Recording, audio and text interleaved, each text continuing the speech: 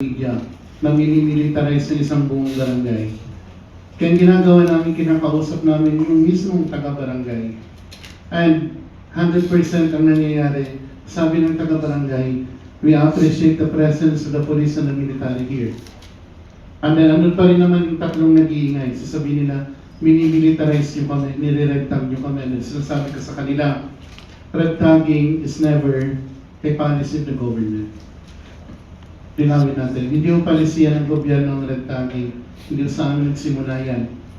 For the record, red tagging is a term invented and used by the CPP and TNDF. Kasi pag nabubuking sila, sabihin nila, ni-red tag kami.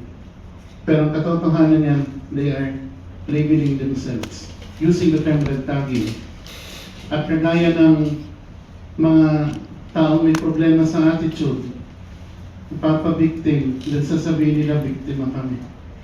So, sa mga gumagamit ng salitang red tagging, huwag niyo mo kaming idamay din sa pagkulastugan ninyo. You red tag yourselves and you keep it to yourselves. Because the government does not and will not red tag you.